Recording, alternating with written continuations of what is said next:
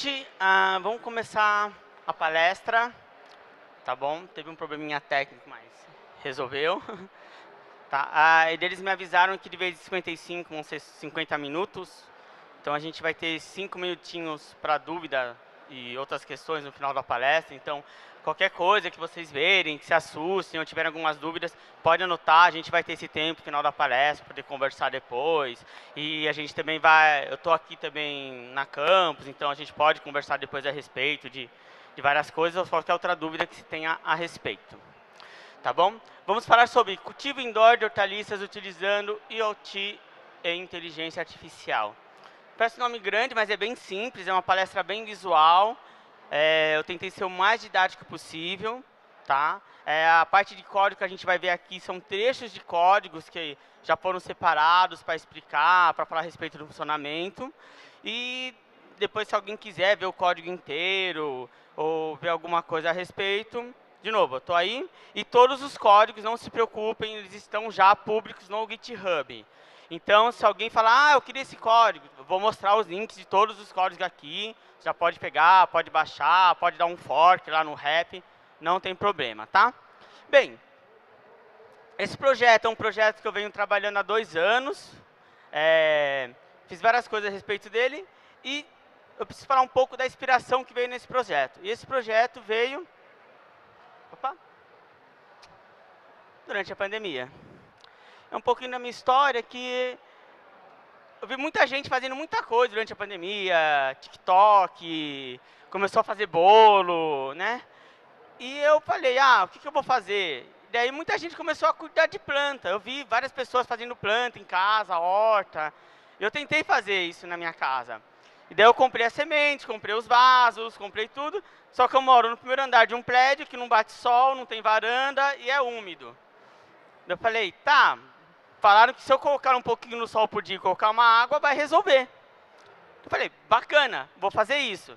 Fiz isso, e daí eu coloquei musiquinha para as plantas, acordava cedo, colocava lá em tal lugar, tal coisa, mudava ela de lugar, falava, olha, deixa rodando essa playlist no Spotify, que vai fazer bem para ela. E daí um belo dia eu olhei para aquelas plantas assim, tudo triste, chateada, meio mortas, meio afogadas, e me perguntei, qual que é o problema com as minhas plantas? Porque todo mundo consegue fazer elas darem certo. Porque eu vejo pessoas lá, felizes, jogando sprayzinho em cima delas, e as minhas não, todas morreram. Eu fui o pior pai de plantas do mundo. Eu falei, não tem cabimento, não sei o que eu vou fazer. Aí eu falei, preciso estudar a respeito disso. Eu preciso entender por que as minhas plantas estão morrendo. Porque eu dou luz para elas, eu dou água para elas, eu canto para elas, eu acordo cedo por elas, e mesmo assim, não estava funcionando. Opa! Aí eu cheguei nesse cara. Eu estudei e falei, legal. Esse cara, que é o déficit de vapor de pressão, ele me ensinou uma coisa na minha vida. Planta precisa de água? Precisa. Precisa de luz? Precisa. Mas no momento certo. Todo o resto, música, conversa, tal, não. Você precisa equilibrar isso. E esse cara me falou que se eu pegar essa tabela, que aqui em cima eu tenho umidade, e aqui embaixo eu tenho temperatura, e manter minhas plantas no ambiente aqui nesse azulzinho, elas vão ser felizes. Eu falei, legal. Então tudo que eu preciso fazer é manter as plantas ali. Bom, eu não sabia como era a umidade, eu não sabia a temperatura, não sabia nada delas, só via elas. Eu falei, então vou começar a construir algumas coisas a respeito em que eu consiga fazer essas medições. E a primeira coisa que eu pensei foi, eu preciso resolver o problema do calor, eu preciso resolver o problema do sol. Como que eu resolvo um problema de um lugar que não tem sol? Porque o sol é o que vai fazer o equilíbrio da temperatura dela.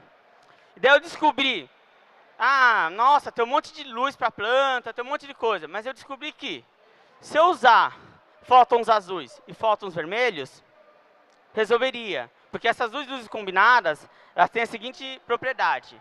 Uma vai impulsionar o crescimento, vai sustentar as plantas, e a outra vai sustentar a função total da planta e aumentar a fotossíntese.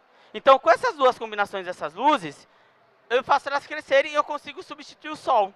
Falei, ô, legal. Daí você vai procurar. Você encontra um monte de luz de festa, um monte de coisa. O que eu fiz? Peguei uns LEDs azul, uns LEDs vermelhos de árvore de Natal, coloquei numa laminazinha lá soldada e deu isso aqui, ó.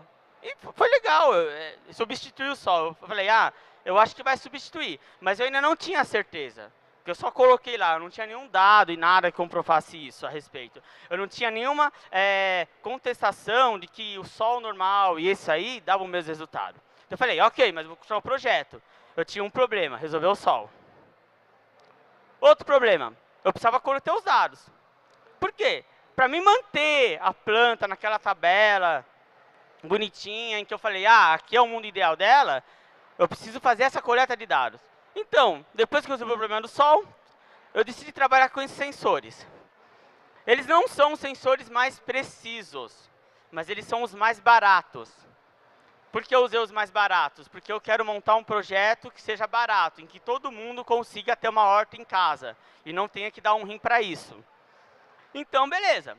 Eu peguei um que é misto, umidade e temperatura, um de solo e um de lumens. Esse de lumens, ele vai medir o quê? Quantidade de fótons que a planta absorve. Ele é preciso? Não, porque você coloca ele próximo da planta. Então, você vai fazer um cálculo com isso que a gente vai ver. E o sensor de solo é para mim saber o quanto de umidade tem no solo na parte de baixo e quanto que eu tenho na parte de cima. Para poder fazer. Eu falei, olha, legal. Então, agora eu resolvi o problema da luz e agora eu consigo coletar dados. Preciso melhorar? Preciso. Eu preciso saber agora quais são os melhores momentos. Mas como que eu vou controlar a umidade? Com uma bomba periástica. E daí eu descobri que bastava eu emular a potência aqui do Sol e com a bomba periástica em que eu coloco água, eu consigo equilibrar esses níveis. Então como que ele funcionaria? Quando eu tiver um algoritmo rodando alguma coisa, basta eu regular o ambiente da planta apenas com água e sol, aumentando, diminuindo, desligando a luz, ligando a luz, ou jogando água e tirando água. Falei, legal. Agora, como é que eu vou fazer tudo isso funcionar? Eu precisei enviar dados, porque a partir do momento que eu tinha tudo isso no algoritmo, no Arduino, eu falei, ok, eu tenho que acessar o Arduino todo dia? Não, eu preciso enviar esses dados. Então, para enviar esses dados, eu usei esse módulo, o ESP8266, e usei o adaptador dele. Tem como ligar ele direto no Arduino? Tem como fazer, tem várias maneiras de ligar ele. Eu fui simplista aqui. Eu falei, vou colocar o adaptador, vou resolver. Quem já trabalhou com esse módulo na vida sabe a dor de cabeça que ele é. Ele dá interferência, ele falha, ele para de funcionar, ele pisca, vários problemas. Se eu soubesse disso, eu tinha feito via cabeado, gente. Eu não teria feito ele via Wi-Fi. Mas eu achava muito legal na época, né? Isolado em casa, louco, falando, nossa, Wi-Fi é tudo legal. Tive vários problemas, mas eu consegui tratar no código de uma forma eficiente, com algumas alterações que eu fiz. Eu não usei o framework dele, eu não usei o negócio dele. Eu usei uma libcelial e eu construí o módulo do jeito que eu precisava. Tive mais trabalho, mas resolveu. Aí funcionou. Baseado nisso, eu fiz o meu primeiro esboço de projeto. O que eu pensei? Eu tenho a planta. Eu vou ligar o Arduino, um monte de coisa nela. Terra, solo, deixar os sensores o mais próximos possíveis, porque a ideia é que meça a temperatura, a umidade em volta dela. Não do ambiente, eu quero em volta dela. Então, deixo tudo no vasinho. Tem um Arduino aqui, protoboard, fiz aqui as ligações, e eu vou enviar esses dados para a web. E eu vou construir uma API que vai consumir esses dados. Por que eu fiz dessa maneira? Não dá para fazer tudo no Arduino? Ele tem limitações. Eu não vou conseguir guardar tudo no Arduino. Vai chegar uma hora que ele vai estourar. E eu precisava do quê? De uma grande quantidade de dados para poder saber quais as melhores decisões que, que a planta vai precisar. Qual o melhor momento para colocar água nela. E, além disso, eu queria montar um histórico da planta. Eu queria ter esses dados todos guardados para fazer comparação com outras plantas. Então, eu falei, eu vou mandar esse dado para a NET. Mandando para a NET, fiz uma API que vai jogar lá para o banco de dados. Nisso eu falei, ok, já que eu vou jogar ela para o banco de dados, eu vou montar um dashboard dela. Montei um dashboard com painel.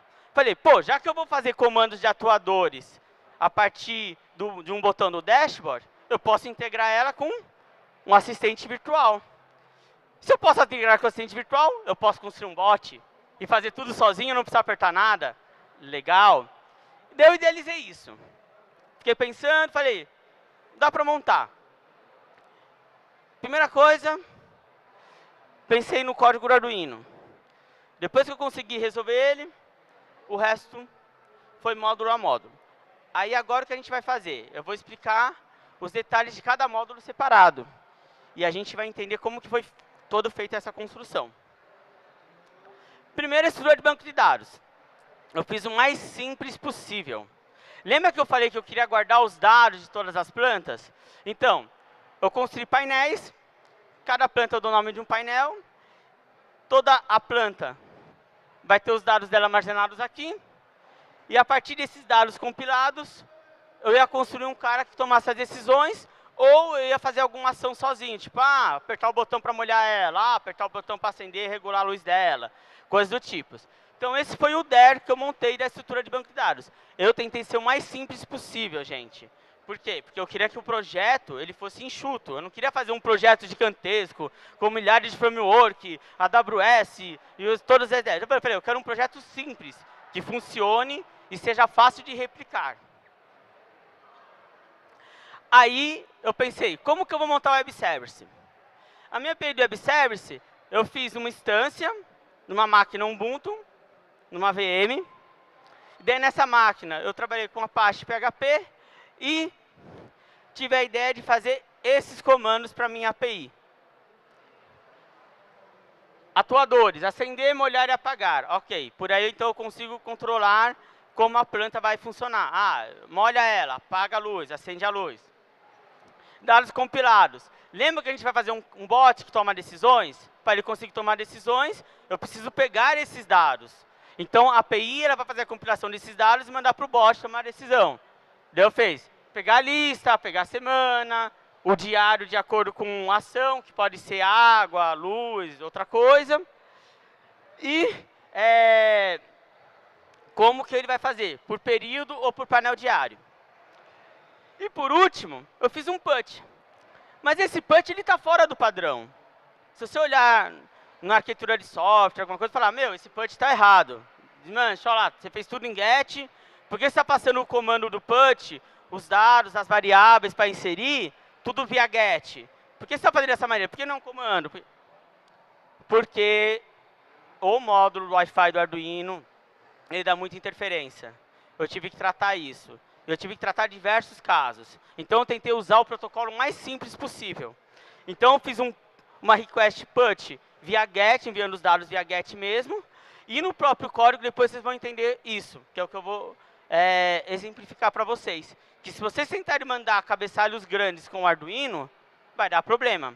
Se vocês tentarem mandar um post com JSON, com coisas grandes, ele vai falhar, porque o Arduino ele é limitado. Então, você tem que tentar trabalhar da maneira mais simplificada com ele. Opa! Olha lá. Hora do código. Aqui é um exemplo da API. Mas eu queria ver o código todo. Ok, está lá no GitHub o código todo. O que eu peguei de exemplo? Para o pessoal entender. Eu fiz o parse, usando o próprio request do server, parsei ele na mão, e dentro da mão eu vejo os comandos e faço a chamada de classe. E as classes fazem a compilação e retornam para ele. É um código bem simples. O código total desse index, eu acho que ficou, sei lá, eu acho que umas 120 linhas, algo do tipo. Por quê? Porque se eu complexar, fizesse algo muito complexo, usasse framework, o cabeçalho ia ficar muito grande. E daí, para mim tratar isso no Arduino, tratar isso na rede, ia ser outro problema. Então, eu falei, cara, eu vou pegar o próprio request server, eu vou mesmo parsear ele, vou pegar como tem que ser os comandos, para poder funcionar com o Arduino e com vários devices, sem eu precisar ter outros problemas. Opa. Tá bom. Mas como que o Arduino resolve os pacotes, já que você teve tanto problema com ele? Ok, Lembra aquela request get do Arduino? Quando você manda os dados de inserção do Arduino, eles têm que ser o mais simples possível. No próprio cabeçalho que ele manda os dados, na própria request que ele manda os dados do Arduino, ele vai retornar um comando. Ah, mas você não usou XML, JSON, IML, todo o resto? Cara, tenta fazer todos esses parses no Arduino via rede, pegando pacote por pacote, com toda a interferência. Não vai, ele vai ter problemas. E muita gente, quando trabalha com esses módulos, costuma pegar, vou trabalhar com JSON. Ele não vem na ordem. Então, para mim resolver esse problema, eu falei, eu vou criar meu próprio protocolo. O meu protocolo vai ser totalmente numérico, com 2 dígitos. Toda vez que eu fizer uma request enviando os dados, eu já vou retornar para ele um comando que está na fila para o Arduino processar. E o Arduino vai fazer, a cada 10 segundos, uma verificação. Olha, tem algum comando novo? E nesses 10 segundos que ele verifica o comando, ele já vai receber os dados para poder cadastrar. Então, olha só que interessante. Eu criei que se no corpo da mensagem do HTTP ele retornar 30, apaga a luz. Se no corpo da mensagem do HTTP 31, luz ligada. 41, liga a bomba de água. 40, desliga a bomba. Por quê? Tipo e zeros e 1. E aí, para mim resolver esse problema de fora de ordem, perder pacote e etc., eu fiz um comando, eu fiz um loop no Arduino, em que eu pego bit a bit o código. Opa, aqui. Eu pego o código bit a bit e vou lendo cada caractere dele até achar esse número no corpo dele. Porque se eu pego no request body e recebo o código, eu consigo tratar essa interferência dele, consigo tornar mais eficiente e consigo fazer o quê? Em que ele consiga responder mais rápido e de maneira simples, em que ele não tem que fazer parte de XML, parte de JSON, coisas que o Arduino não estava aguentando ou estava falhando. Aí, depois que eu consegui fazer toda essa parte, eu falei, bacana, agora eu vou fazer um dashboard, para eu poder entender o que eu estou conseguindo visualizar. E daí eu montei. Lembra da tabela de índice de vapor, que tinha que ficar na média, por temperatura, por umidade? Olha ela aqui, ó. De hora em hora eu tenho esses dados. E lembra que eu falei, eu vou registrar esses comandos que eles estão recebendo. Ok. Aqui é que não deu para ver direito, mas aqui está falando, molha ela, acende a luz, apaga a luz, qual hora, como que foi. Ele monta um histórico do que a plantinha fez, das ações que ela precisou fazer, das ações que ela não precisou fazer. E lá em cima, status atual e uma média semanal para eu entender como está o comportamento dessa tabela. E eu falo assim, poxa, cara, e funcionou? Olha, eu consegui pegar 2 anos de dados de vários tipos de planta dessa maneira. E como eu tinha vários para poder comparar, de vez de eu ficar pegando um dashboard e carregando outro, eu decidi dar uma URL para cada plantinha. No caso, esse aqui é o manjericão, -verde.plantinha.dev. Eu tenho pimenta.plantinha.dev, salsinha.plantinha.dev, tomate.plantinha.dev. E dessa maneira, eu tinha um dashboard para cada um e eu visualmente comecei a comparar, para poder entender qual que era o comportamento de uma, qual que era o comportamento de outra, como que ela tinha as variações dela, qual que eram os momentos em que ela se regava ou não regava. Aí eu falei, legal, vou integrar com uma Alexa. E eu achei o máximo, porque eu chegava assim, Alexa, molhar plantinha feliz. Sim, o nome do aplicativo é Plantinha Feliz. Ele chegava o quê? Molhava ela. Alexa, apagar plantinha feliz. Ele apagava ela. Tá bom, mas como é que eu fiz essa integração com a Alexa? Você acessa no Alexa Console, eu registrei a skill como qualquer outra, tá? Não teve nenhum problema, isso é normal. Daí quando você faz uma aplicação para Alexa, você tem invocation name, o intent, o build e o endpoint. Basicamente, a build eu fiz dentro da Alexa mesmo e os endpoints eu usei do próprio Lambda. Porque construir o endpoint da Alexa dá um trabalho muito grande. Então, até aconselho, se vocês quiserem construir alguma coisa, integrar com a IoT, usa o endpoint do Lambda, é gratuito, vai funcionar. Então, o que teve de código? Teve esse carinha aqui, ó. Esse com os builds, que a gente vai mostrar. Primeira coisa que eu falei, eu tenho que criar as intenções dela. Criação, você pega e faz um JSON. Esse foi o JSON que eu utilizei no meu projeto. Daí nesse JSON, eu tenho o invocation name, plantinha feliz. No samples eu tenho quais são as ações que eu vou usar, por exemplo, luz, acender, apagar. Aqui, molhar, regar, chover. Daí esse JSON estruturado já me permitiu falar, legal, esses são os comandos que eu vou passar para a Alexa. E aqui eu criei uma classe para cada um deles, que é esse mesmo name que eu deixei neles. Por quê? Eu deixei o mesmo name das intenções na classe para facilitar no código. Vocês vão ver agora como fica mais fácil linkar um com o outro. Aqui, ó. Como que eu fiz a chamada da API? Lembra que eu deixei os mesmos nomes na classe, etc? Então, lá no JSON, por exemplo, o comando molhar, que é, rega a plantinha, água, tal, são os intents. O mesmo nome que eu deixei no JSON, eu deixei aqui, ó, chamado molhar. Isso aqui é da própria lib, tá, da SDK da Alexa, em que você tem que colocar o abstract, o headers para passar, mas ela existe essas duas funções, esses dois métodos. Quais são os métodos? O can-handler e o handler. Que na tradução, assim, se você for traduzir em português, claro, posso fazer e fazer, entendeu? Algo assim, eu posso imaginar tal. Aí, na primeira, você vai registrar o mesmo nome do JSON. Aqui quando você faz o link. Na segunda, como eu já fiz uma API que recebe vários comandos, eu fiz a própria chamada HTTP, dentro da URL da API, no caso aqui meu é plantinha.dev, mas você pode colocar a URL do seu host e o comando que eu quero. Aí, quando eu pegar e falar para Alexa, Alexa, molhar plantinha feliz, ela vai falar, ok, vou me molhar. Vai mandar o comando para a API. Quando ele mandar o comando para a API, o Arduino a cada 10 segundos faz a request enviando os dados. Ele vai receber nessa request, quando ele for enviar os dados, que ele tem que se molhar, e ela vai se molhar. Simples assim. Parece dar maior caminho grande, né? Porque vai para a Alexa, pela internet, na internet vai para o servidor da Amazon, do servidor da Amazon vai para a API, da API volta para um lado, depois vai para a internet da minha casa, que é o Arduino, e daí lá ele molha a planta. É isso aí mesmo, mas é bem rápido, então dá um delay aí de, sei lá, tantos milissegundos e ele se molha. É um caminho grande mesmo, mas é assim que funciona a Alexa, gente. Tá?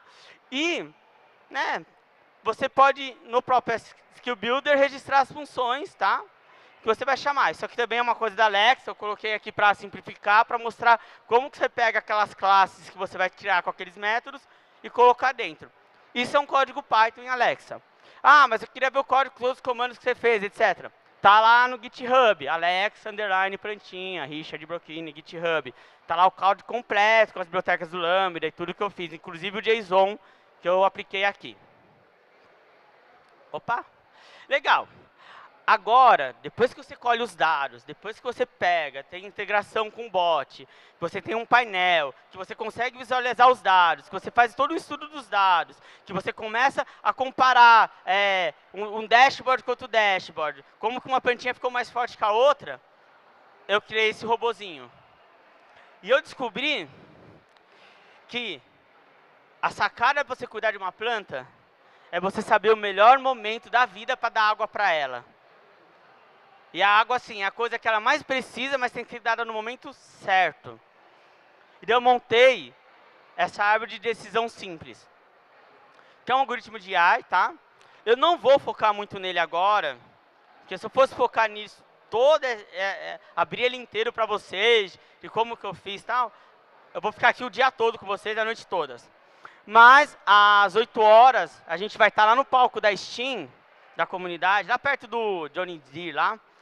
E lá eu vou pegar o projeto, tem um projeto funcionando, o gabinete, exatamente vocês viram aqui com a planta, o Arduino. E lá eu vou falar só sobre esse algoritmo e sobre o Arduino, como o Arduino e esse algoritmo trabalham junto. Lá pode mexer, vai poder ver, lá eu vou focar só nisso, tá? Porque senão aqui vai ficar muito maçante a palestra e muito longa.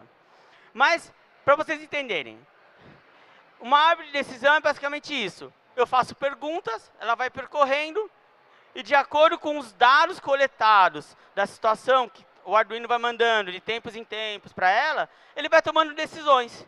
Daí note que a água está aqui e está aqui.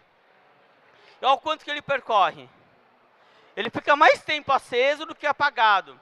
Ele fica mais tempo com a luz forte do que com a água. Por quê? Pense na seguinte maneira. Deixa eu voltar lá para a tabela para vocês entenderem. Opa! Ó, pense assim. Eu estou aqui. O que acontece geralmente?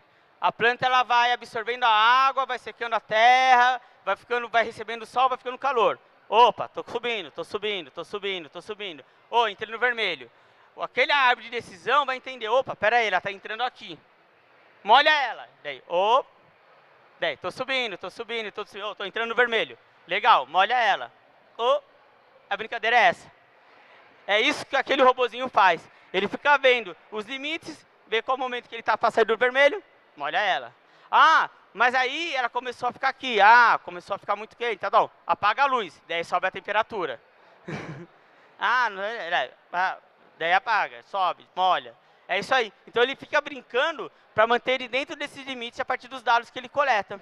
E ele foi colocando vários dados. Hoje, eu tenho, só do manjericão, que é o projeto que está aí, ele está com mais de 2 milhões de registros, porque a cada 10 segundos ele manda todos os dados dela coletados.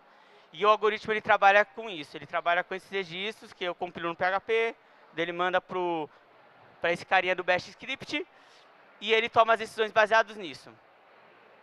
Ah, mas então ele é um algoritmo burro, não é inteligente? Não, ele é inteligente. É assim que funciona uma inteligência artificial simples. Ele vai tomar decisões a partir dos dados que ele toma, que ele tem em volta. E daí, no caso, você tem o que você coleta e quais são os atuadores que você precisa ativar no momento certo. Tá? Ah, mas aí se eu tiver outras plantas no vaso, se eu tiver outras coisas. Não, esse algoritmo que eu testei, ele só funciona para uma planta em vaso. Eu já coloquei 2 plantas, 3 plantinhas, ele fica louco. Toda hora ele fica querendo molhar uma, não dá. Mas eu já consigo fazer algumas coisas com ele. Por exemplo, de acordo com o tempo que ele leva para poder pedir a água, ou que ele apaga, ele já sabe saber, por exemplo, o que é um hortelã, o que é uma pimenta, só de ter ela no vaso. É legal ele ter essa ideia de como que eu diferencio uma coisa da outra. Mas eu estou estudando isso ainda, tá meio longe. Eu comecei recentemente a fazer essa parte de que, descobre que planta está aí para mim. Ok.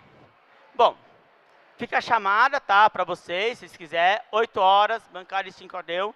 Vamos escovar bits, tá? Que aí é mexer em código, solve código, respirar código e sonhar com o algoritmo.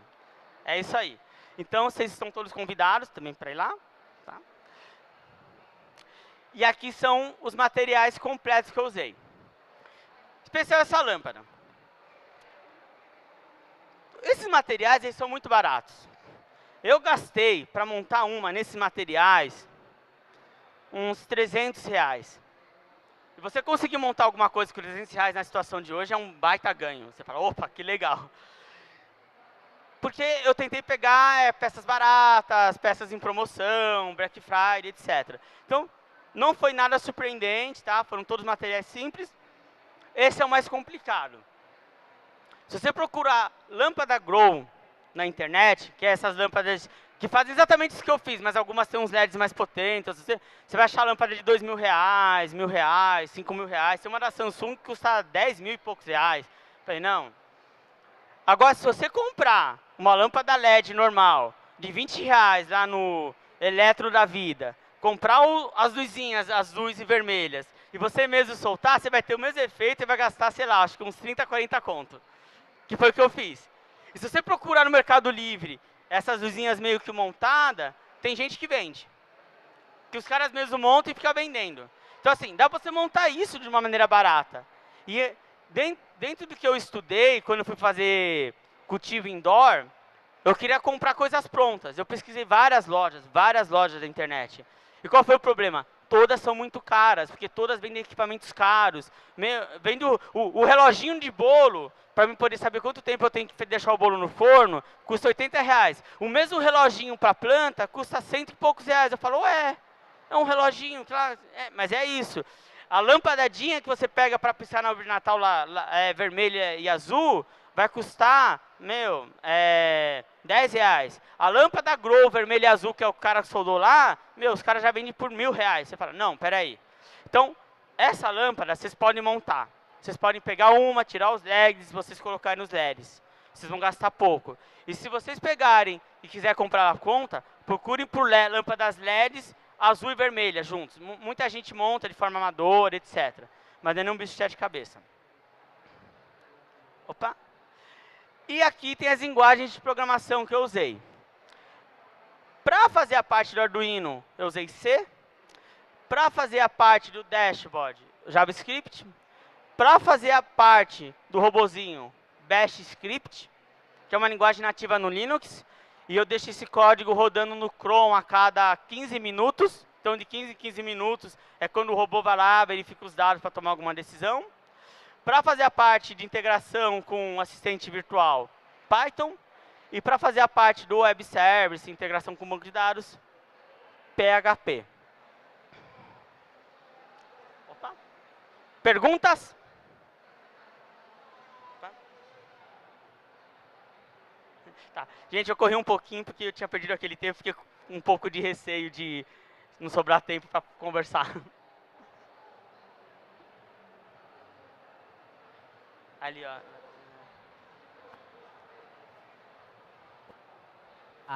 Opa, boa tarde, beleza? Opa, Cara, eu queria saber só como... tá baixo. Pera aí. Oi, melhor. Ah, Boa tarde.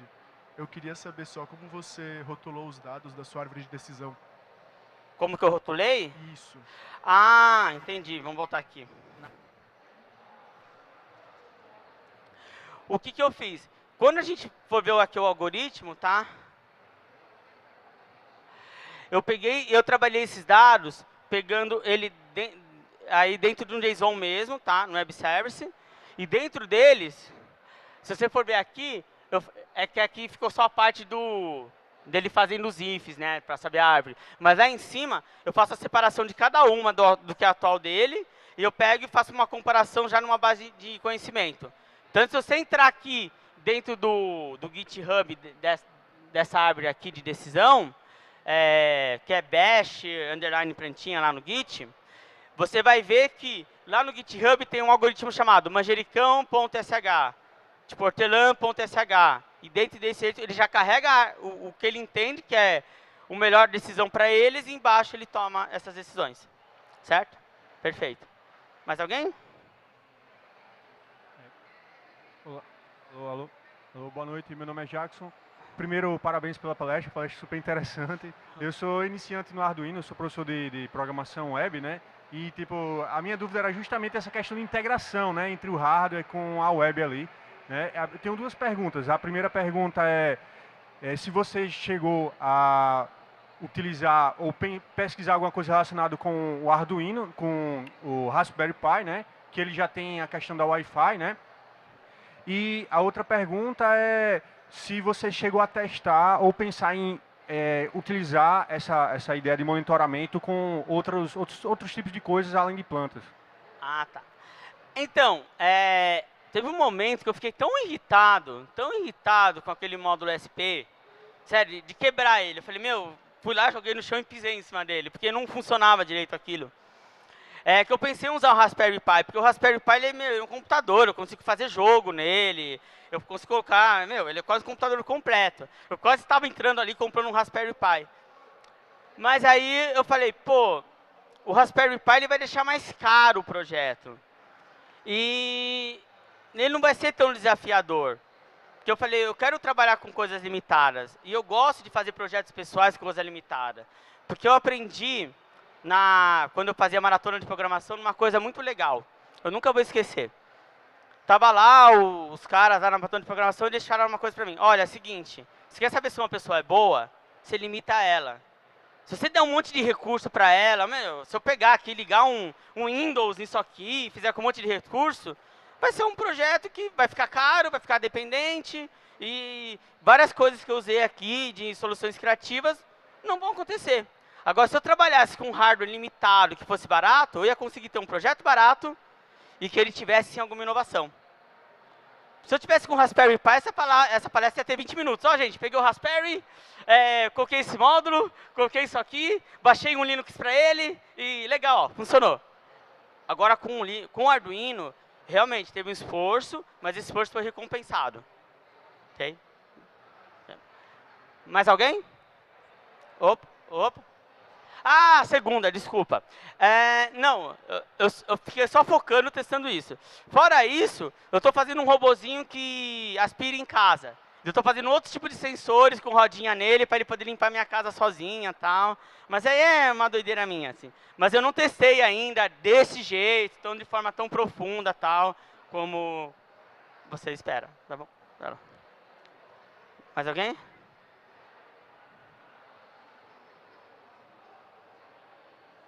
E aí, Richard, beleza? Oh, beleza. Primeiramente, parabéns pelo projeto. Da hora demais, cara. É muito bacana ver um projetinho pessoal tomar essa... primeiramente, eu queria te perguntar. É um projeto pessoal, certo? Um projeto de cunho que você tinha um problema e queria resolver. Mas você pensa em tornar isso algo mais público, deixar a biblioteca open source para as outras pessoas darem ideia, complementar seu código, porque você ainda é daquela vertente que quer diminuir a complexidade, né? Porém, a gente consegue diminuir a complexidade, mas ainda manter o código de uma forma mais ampla, com mais funcionalidades e até mais seguro. Você pensa em tornar isso público, além das pessoas visualizarem, as pessoas poderem fazer parte do projeto e dar um pouco mais de grandeza ainda para isso? Ah, legal. Ó, meu sonho é que esse projeto, todo mundo consiga ter um gabinete ou uma caixinha e poder plantar qualquer coisa em casa. Eu acho isso muito legal e eu ia ficar muito orgulhoso se um dia eu fosse na casa de alguém e falasse: olha que legal, você fez com nada. Ah, bacana. Eu ia ficar muito realizado com isso. Tanto que eu já deixei ele aberto no Git, para quem quiser dar fork, contribuir, mexer no código. Tá lá aberto no Git. Segurança eu não pensei muito, ele está bem seguro, tá, gente? Vocês podem ver, não tem chave de acesso, na API, nada. Eu fiz algo para funcionar, para rodar lá. A parte de segurança eu estou fazendo uma outra estrutura, e eu desenhei um outro diagrama de segurança, assim, que ficou maior que aquele que eu mostrei para vocês já. Mas a parte de contribuição sempre são bem-vindas. Eu acho muito legal essa parte. Então, quem quiser lá dar forte, contribuir, dar sugestões e tal, são bem-vindos mesmo. E aqui construir em casa. Se alguém quiser construir em casa, se tiver alguma dúvida, pode mandar um e-mail para mim. Eu vou responder com prazer e quero ver as ideias, entendeu? Principalmente assim, como a pessoa fez. Eu queria muito que, sei lá, tivesse alguém que tivesse umas skills melhores que eu, por exemplo, na parte de marcenaria, para construir um vaso bonitinho, melhor, não ficar colocando um gabinete enferrujado, coisa do tipo. Mas sim, eu quero que as pessoas contribuam, tá lá. Mais alguém? Não? Então tá bom, gente. Ó, estão todos convidados, tá? Para ir na bancada da Steam, ver mais o projeto a fundo, ver códigos, ver lá realmente o Arduino funcionando, poder mexer no Arduino. Tá? Aqui são todos os projetos do GitHub abertos para dar fork e tal, para quem quiser. Ali meu contato, richard@brokini.com. E eu agradeço pelo tempo de vocês e pela presença. Muito obrigado.